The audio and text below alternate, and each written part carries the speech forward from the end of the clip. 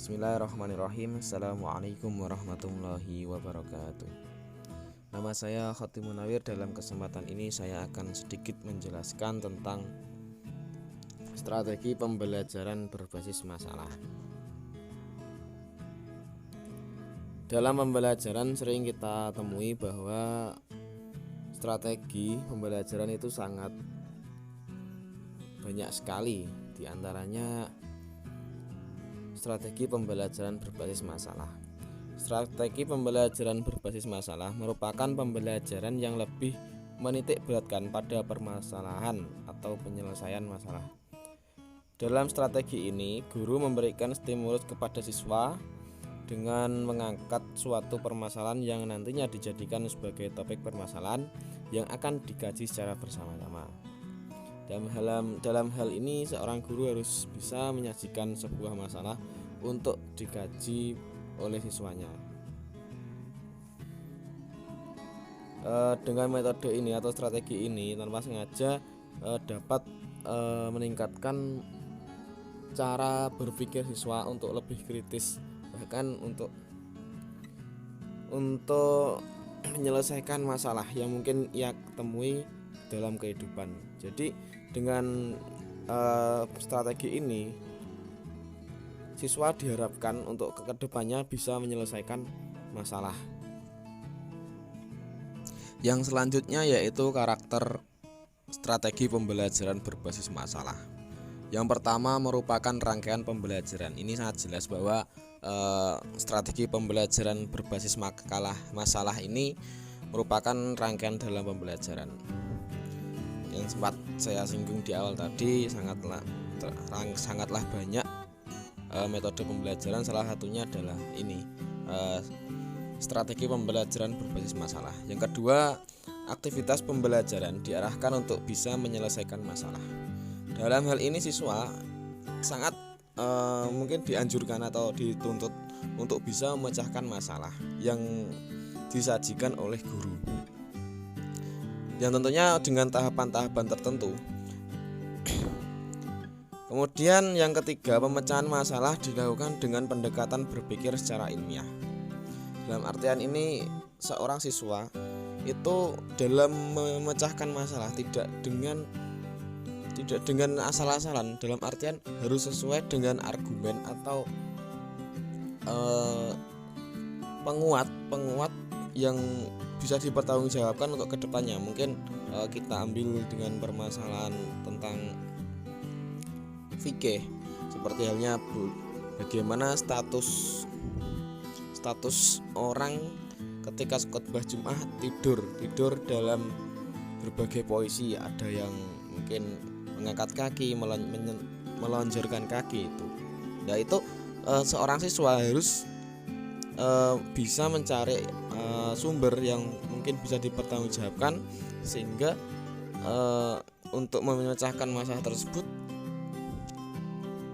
tidak asal-asalan, dalam artian sesuai dengan, mungkin kalau dalam fikih sesuai dengan teori atau ajaran yang telah diajarkan dalam ilmu fikih. Terlebih dalam masalah tadi terkait dengan duduknya jamaah ketika khotbah Jumat atau tidurnya jamaah ketika khotbah Jumat, itu terkait status wudunya. Yaitu seorang siswa harus mengkaji terlebih dahulu terkait terkait sholat Jumat dan terkait dengan wudu.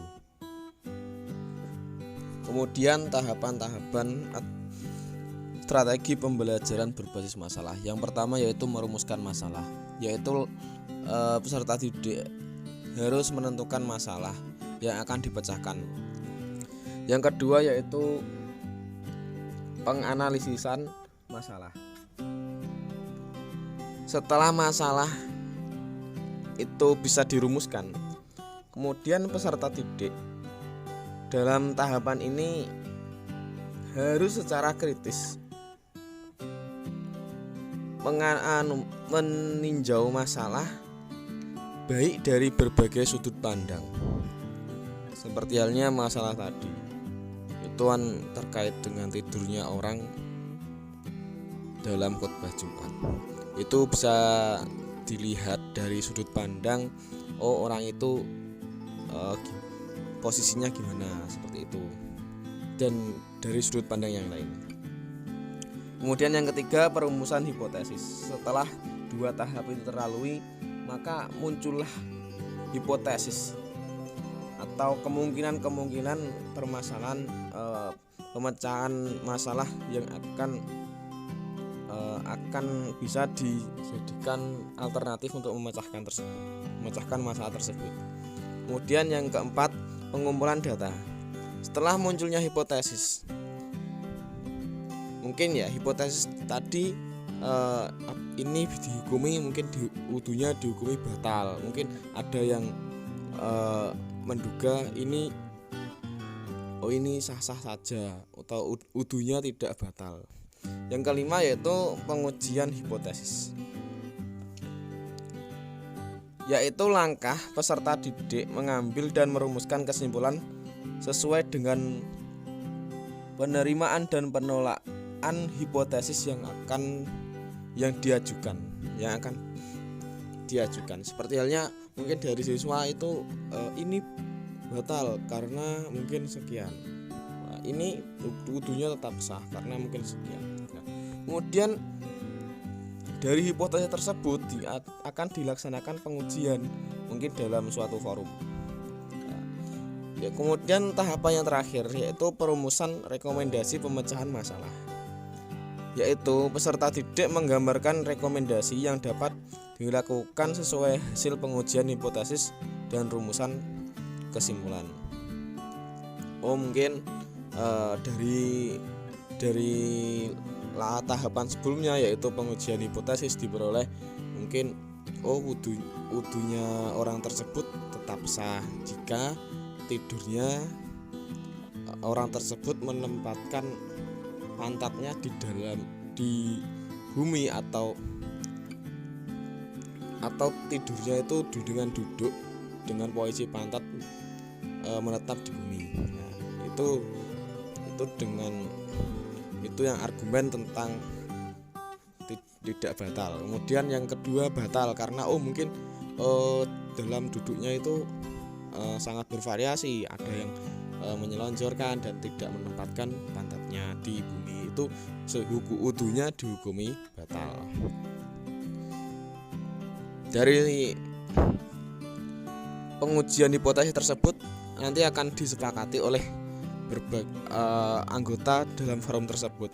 Kemudian kelebihan strategi pembelajaran berbasis masalah. Yang pertama yaitu merupakan teknik yang cukup bagus diterapkan dalam memahami isi pembelajaran.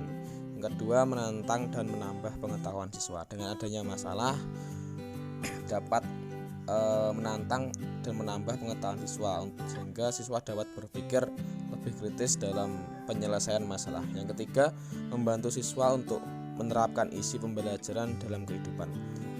Kemudian yang terakhir yakni kekurangan strategi pembelajaran berbasis masalah. Yang pertama yaitu perlu adanya waktu yang lama. Dalam tahapan-tahapan penyelesaian masalah, siswa membutuhkan waktu yang lama, terutama dalam pengumpulan data untuk menganalisis data dan lain sebagainya. Yang kedua, kurangnya antusias siswa dalam pembelajaran. Tidak semua siswa menyukai pembelajaran dalam model seperti ini. Ada yang mungkin suka dengan metode pembelajaran langsung seperti halnya ceramah dan lain sebagainya. Ada juga yang menyukai pembelajaran berkelompok dan lain sebagainya. Kemudian yang ketiga, kurangnya pemahaman siswa terkait permasalahan. Terkadang permasalahan yang ada di dalam kehidupan itu tidak sesuai dengan porsi siswa. Sekian untuk kesempatan kali ini, mungkin hanya itu saja yang dapat saya sampaikan. Kurang lebihnya saya mohon maaf. Billahi taufiq wal hidayah wa ridha wal inayah. Assalamualaikum warahmatullahi wabarakatuh.